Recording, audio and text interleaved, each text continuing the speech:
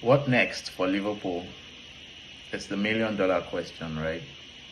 And I have to admit, as a Liverpool fan, that the month of March has not been a very good month for Liverpool. Out of the Champions League, lost in the Carling Cup final, and also the Trent Alexander-Arnold um, rumor of him already packing his bags and leaving for Madrid. But at the end of the day, is it really a disaster? Can we call the season a disaster? This is Arne Slot's first season, and no one, not even one single pundit or Liverpool fan, would think that Liverpool might win the Premier League title. And to be honest, not even me, because what I expected was some sort of rebuild, and despite the fact that Jurgen had laid a very good foundation, it's going to take time for Arne Slot to bring in his own methods and apply his own tactics, and it's going to take some time for his players to get used to it, and probably even bring in his own players. Let's not forget, he only signed 2 players in the last summer transfer window, a goalkeeper in Mamadashvili that's joining next season, and Federico Chiesa. So basically, the core and spine of the team are still players that came in during Jurgen Klopp's era. So till date, Arne Slot has not brought in any players of his own so far. Because for me, I feel like Chiesa was just a signing to add to the attack before the window ended, and then Mamashashvili is the sporting director signing. So Arne Slot is trying to put his stamp on the team, but he's going to need his own players. So let's not get carried away with like the recent games where we lost the final and we were out of the Champions League. Fine, on the field, let's put it this way. Liverpool were tipped as favourites to win the Champions League, despite having the perennial champions Real Madrid still there. We beat Real Madrid in the group stage, right? And we were top of the group. So we had that early season form, and there were lots of expectations for Liverpool to go on and win the trophy. But hey, this is a knockout game, right? Anything can happen. And unfortunately for Liverpool, despite being top of the group, we came up against a very good PSG team that since the turn of the year, they've probably been the best team in Europe so far. They are winning by multiple goals. It's not a fluke, right? These guys are balling right now. PSG are balling. They are in a very good form. And I would say also as well that there's been a burnout because Arne Slot has not rotated his resources effectively. We saw what happened against Plymouth in the FA Cup. Yeah, we might say that was too much rotation, but where can you draw a line for rotation for a coach? Many coaches we've known in the past have a core of 12 to 15 players that they use mostly for the most games in the season, and then they have other fringe players that do come in once in a while. And that is what Arne Slot has. But at some point as a coach, I think that's one thing that you can say against Arne Slot. Why has he not rotated enough? I remember before this PSG game, we had Southampton in the Premier League. And for me, I was expecting the likes of Salah, the likes of Diogo Jota, all of these guys would be on the bench and getting ready for PSG. But instead, it was the other way around. And then we went to Paris. And despite coming from Paris with the results, it was clear that PSG were the better team. At Anfield, it would have gone either ways. Liverpool had chances, 2 goal line clearances by PSG, Jairo Konsa hitting the crossbar, Szoboszlai hitting the bar as well. So it would have gone either ways. And then it was a game of penalties, a game of luck at the end. They won. But over the 2 legs, we were the better team. It was clearly PSG. They were the better team over 2 legs. And you can see the difference between Liverpool and Newcastle in the Carling Cup final, the Carabao Cup final, as it's called now. Newcastle were up for it. They showed they wanted it more. But it's not just that. It's the legs. It's the energy. Liverpool did not have the energy to compete against Newcastle physically on that day. It looked like Liverpool were running on their last legs. And it's been coming last couple of games. Let's take, for example, a player like Ryan Gravenberch. He has been very good from the start of the season. But we've seen a drop-off since January. Why? He has played almost all of the Premier League and Champions League games. And you tell the difference when the likes of Wataru Endo come in the game, even Federico Chiesa in the Carling Cup final, they added more pace, they added more energy, they had the legs to move around. The likes of Gravenberch, McAllister, and Soboslai, they seem to be struggling at the moment. They look like they are out of steam, they are out of energy. So Arne Slot needs to learn to rotate his resources more. And then a statistic came out that Liverpool have played 9 more games, midweek games. All of these games are midweek, more than Newcastle. That is a lot. That is a lot of games. That is 90 minutes times 9 games of football. That's just what it is. Liverpool have played those minutes more than Newcastle United. And you can tell in that final that while they tried, yes, you might have the technical ability and you might have the instructions from the coach, you might know what to do, but then the body is not just able to respond, it's not just able to do it. Liverpool seem to be running out of steam at a very bad time in the season. So what Arne Slot has to do, I'm sure he has learned this is his first season, is that he needs to learn to rotate his resources more. If he needs to get his players in, then so be it. Go to the hierarchy, to the management, and request that you want new players. You need to bring new players in, players that you can trust, players that when there's a rotation, you don't see a huge drop off in quality. That is what Arne Slot needs to do. Now, off the field, I would say there's been some sort of discontent from fans. Before we even get to Trent Alexander-Arnold, Virgil van Dijk, Mohamed Salah, their contract situation has been rambling on since the beginning of the season. I think this is very, very poor management, right? It's a situation that should have been resolved a long time ago. Are they leaving? If they are leaving, what is the backup plan? Beginning of the season. I think this is very, very poor management, right? It's a situation that should have been resolved a long time ago. Are they leaving? If they are leaving, what is the backup plan? Are they going to stay? You as a manager and a slot, I'm sure you will want the likes of Van Dijk, because those are the core of the team. Alisson, Van Dijk, Salah. Even if you want to build a new team, you want to make sure that their leadership, their experience is still needed to build a new team around before you can say, okay, we think the team is in a stable position. We can actually let go of these guys now. They've given us more than enough over the years. But allowing the contract situation to ramble on from the beginning of the season up to 2 months left in the season, I think it's poor management from the leadership. It's just what it is. It's poor management. That's how we can call it. And Trent Alexander-Arnold, I don't think it should be a surprise to anyone that Trent wants to leave for Real Madrid. And I know he has said in the past, oh, I want to be a Liverpool legend.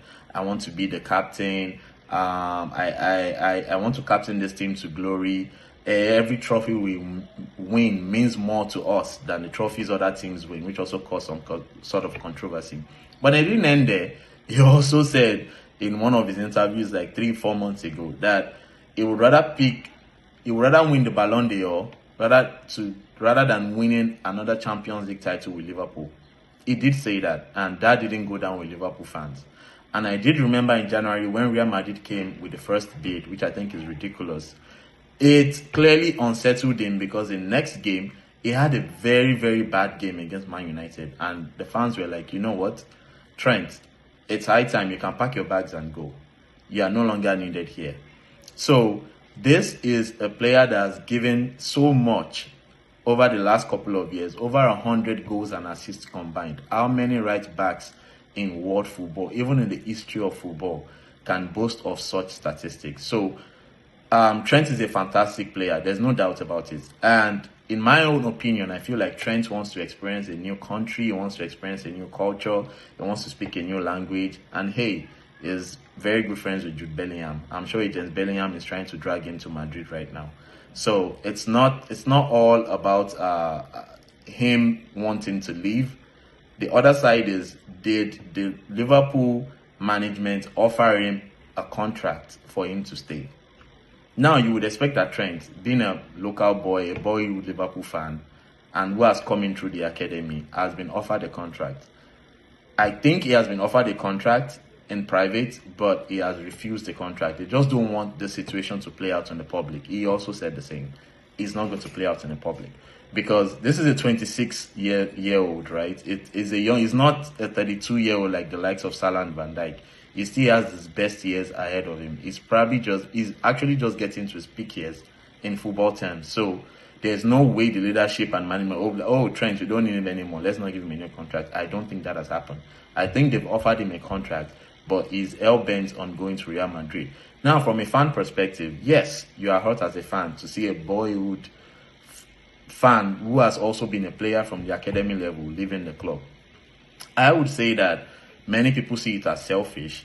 You have trained with the academy has nurtured you, they've made you become a professional player, they've given you a contract, they've given you a stage, a platform to showcase your talent, which you took. And now some fans are saying, hey, you are leaving this team and you don't want the team to have anything back. That is very selfish of Trent. You can look at it both ways, right? He could get a huge sign-on bonus from Real Madrid if he leaves for free. They've been doing that. They did it with Rudiger a couple of seasons ago, right? So Real Madrid are notorious for that. They did it with Mbappe as well. But that is aside. The other thing is we've seen players in the past who have gone through a similar pathway. We saw Michael Owen the season after winning the Ballon d'Or with Liverpool. We saw McManaman as well doing the same and going over to Madrid. So Trent is not the first to do it. And what I would say is Trent has given his best to Liverpool, in my own opinion, and I hold no grudges against him. If he wants to live to new pastures, experience a new environment, we wish him all the best. We wish him all the best. But I feel like he can be more open to the fans that have loved him, that have been so dear to him. There's a moral of Trent right there in Liverpool, a very large moral. You know, you don't want to leave a bad impression. If you want to leave, come out and let the fans know, you know, this is what I want to do. This is my new stance now. I no longer want to be the guy that wants to spend the rest of his career in this club. He doesn't want to be a one club player, right? The likes of Steven Gerrard and co that they did in the past. I think that is fading off gradually now with the amount of money in football. So if he goes to Madrid, he believes he will get more trophies. He believes he will get a truckload of money as well, and he will have a new experience over there with Jude also there. So we wish Trent all the best. Also, I think one area where Liverpool has been a bit destabilized recently is when it comes to sporting directors. Liverpool have had 4 sporting directors in 3 years. That is quite unusual. We used to be the team that has a stable backroom and backroom staff, and also a boardroom. Not just the backroom staff, we also have a boardroom that they make these decisions rapidly and quickly. Now we have become a team that has been dragging. We've lost out on some players. Sporting director spends 6 months, and then the assistant takes over, and then the guy from Germany took over, and now we had a sporting director for Bournemouth who is yet to make any signings. So there's a lot going on behind the scenes that we don't know. 4 sporting directors in 3 years is not what you can attribute to Liverpool in the last couple of years. So I think that needs to be sorted out. In all, if Liverpool do win the Premier League title, it is still a very successful season because it will equal Man United on 20 titles. And also, it will be our first title since 1920 and only our second title in about 35 years now. Yeah, second Premier League title. So, and the first one that we couldn't celebrate it because of COVID. But right now, on the last day of the season, the fans are anticipating that they want to. He doesn't want to be a one club player, right? The likes of Steven Gerrard and co that they did in the past. I think that is fading off gradually now with the amount of money in football. So if he goes to Madrid, he believes he will get more trophies. He believes he will get a truckload of money as well, and he will have a new experience over there with Jude also there. So we wish Trent all the best. Also, I think one area where Liverpool has been a bit destabilized recently is when it comes to sporting directors. Liverpool have had 4 sporting directors in 3 years. That is quite unusual. We used to be the team that has a stable backroom and backroom staff, and also a boardroom. Not just the backroom staff, we also have a boardroom that they make these decisions rapidly and quickly. Now we have become a team that has been dragging. We've lost out on some players. Sporting director spent 6 months, and then the assistant takes over, and then the guy from Germany took over, and now we had a sporting director for Bournemouth who is yet to make any signings. So there's a lot going on behind the scenes that we don't know. 4 sporting directors in 3 years is not what you can attribute to Liverpool in the last couple of years. So I think that needs to be sorted out. In all, if Liverpool do win the Premier League title, it is still a very successful season because it will equal Man United on 20 titles, and also it will be our first title since 1920 and only our second title in about 35 years now. Yeah, second Premier League title. So, and the first one that we couldn't celebrate it because of COVID, but right now on the last day of the season, the fans are anticipating that they want to celebrate with the players right there at Anfield. So a lot of the fan base are looking forward to it. So there's every reason for optimism. And what Slot needs to get back to, and the players, is now we need a renewed energy for the last push of the season.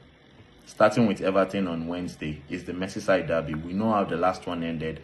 And if they ever needed a motivation for this next game, they just need to watch clips of the last game and the goal Tarkowski scored in the last second of the game to go again. 12 points ahead of Arsenal as of now. There is no reason why Liverpool should relinquish the spot to anyone. At the beginning of the season, if you had asked any Liverpool fan, what trophy would you have loved to win? The Premier League is your bread and butter. The Premier League doesn't lie. The Premier League is not a knockout competition. The Premier League, it's true of your form over the course of a particular period. How consistent have you been? So while there's an element of luck in winning the league, you also have to have done a lot of good things, and you have to be very good. You have to have been the best over the large part of the season to win the Premier League. And if you do win the Premier League, you are the best team in the Premier League. So for me, there's a lot of positives to take out this season. Of course, the summer transfer window is coming. We would have the opportunity to sign players, and I'm looking forward to Slot bringing in his own players into this team. So there is a lot to look forward to for me. If we end the season by winning the Premier League, which I think we will, it has still been a very, very successful season. This is what Arne Slot and his players need to look at going forward, and let's end the season on a high.